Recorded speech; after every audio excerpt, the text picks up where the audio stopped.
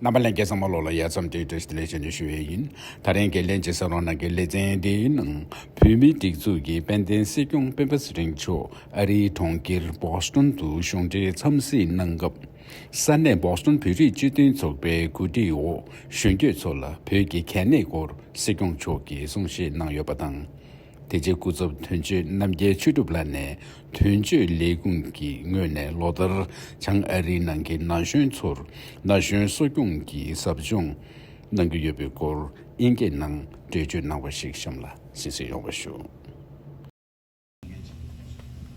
My name is Namgil Chudub. I'm the representative of Central Tibetan Administration to North America. So I've been traveling with Sekyong, and you might be wondering why your name and emails were collected. So Office of Tibet used to organize this huge workshop for some time, and now we have changed it a bit. So this January we had a workshop, Youth Capacity, Leadership and Capacity Building in Minnesota, and we try to invite now guest speakers like Tibetan professionals who have made a certain accomplishment in their own respective professional fields, and we believe it's a nice way of kind of connecting younger, let's say, Tibetan Americans to Tibetan professionals, and we found that the participants found it very useful. Yeah. So this is way of connecting to you all, and Office of Tibet might have future workshops. So we're planning to have at least 3 workshops a year, one on the East Coast, one in Midwest, and one on West Coast. So this August we'll have not really a youth, what's the leadership or capacity building, but more on secular ethics. And this is a nice way of segueing what you just asked. This kind of like regionalism, sectarianism.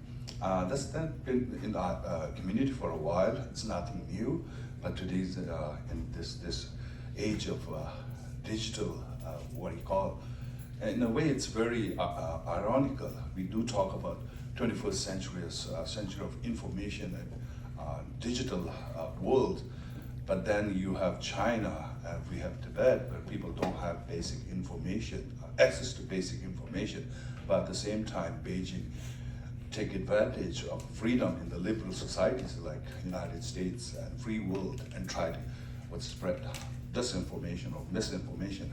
And with the Tibetan communities, it's happening for a long time. It's only that social media has kind of amplified it. So our workshop, what we do is, Office of Tibet, we have only one session for like three or 2.5 day session. We just give the broad vision of His Holiness and CTA, and secular ethics is a big part of that. So in India, now we have an education system where younger generations are taught everything in Tibetan, the medium of instruction in primary school, and then as they reach 5th grade, then they're introduced to English language. But when that education policy was formulated in 2005, many parents, many teachers were concerned that Tibetans might lack, Tibetan children who come out of those schools might not be able to compete with what's the non-Tibetans when they go up to colleges and higher education. But now we are finding that Tibetans who came out of those schools can compete with anyone and get in best schools. So in India, it's really now we have built that education based on His Holiness vision. But in North America, weekend school is the best we have. The weekend school, the Tibetan communities are doing their best to kind of like expose you to Tibetan language and culture, but it's only one weekend. So these workshops are our way of trying to give you all that best of both worlds.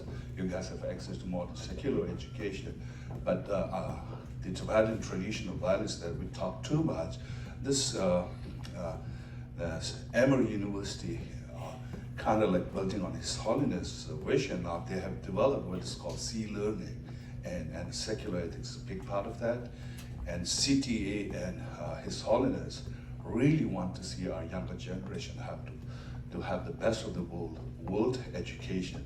And we truly believe that if you have that, younger Tibetans could be future global leaders in every field they pursue, because this is something the world really needs. and it's really hard to explain in like few words and sentences. But that is something that can bring us all together, not just for the Tibetans, but for the whole world. And today, our struggle, 65 years of nonviolence, nonviolence doesn't get much attention because media focuses more on sensational things and violent things. But today, when we go around, tell the world leaders, they see the true significance and relevance of our struggle.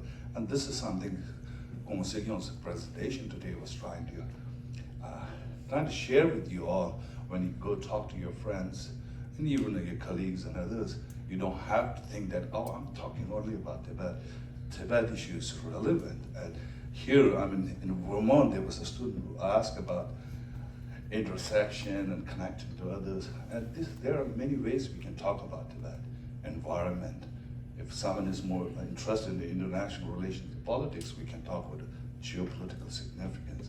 And also, when you talk about His Holiness' vision, oneness of humanity, there are many things the Tibetan culture can contribute to the larger world. So that's why I collected your email addresses. In future, we might have some workshops. We do normally reach out to the Tibetan community, Student for Free Tibet and other youth organizations. But since I have your emails, so in future you might get some flyers about workshops. So if you could attend, that'd be great. And we have what is called Tibet Voluntary Advocacy Group. This is a platform, basically for anyone, those who are more politically active, or those who want to know more about Tibet and in their own way want to advocate Tibet at their workplace and their schools. So this is a great opportunity. And last year we had the first International Youth Forum. This is kind of a continuation of what CTA previous administration has done. The only difference is we invite about 100 youths every year to Dharamsala for 3 or 2.5 days workshop. But when they leave, they form kind of an action plan. So it's just not coming to Dharamsala and spending a few days, but coming back and trying to do something, trying to kind of create an organic leadership among our youths. And these workshops, one good thing is about knowing other Tibetan Americans who are undergoing similar experiences, and also look at Tibetan Americans who have succeeded in their personal and professional career and form that network. And that's something really helpful, building that what's a network, and also what do you call that resource of where you can reach out. And there was this Tibetan woman judge who said, any of those students are kind of like thinking of pursuing a career in law, she said, you can call me anytime or reach me through email, and she'd be more than happy to share her experiences. So in future, we plan to invite more of those professionals to form that network, and that could be really helpful. Yeah.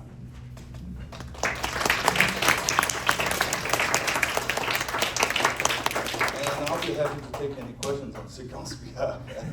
He spoke for how many hours?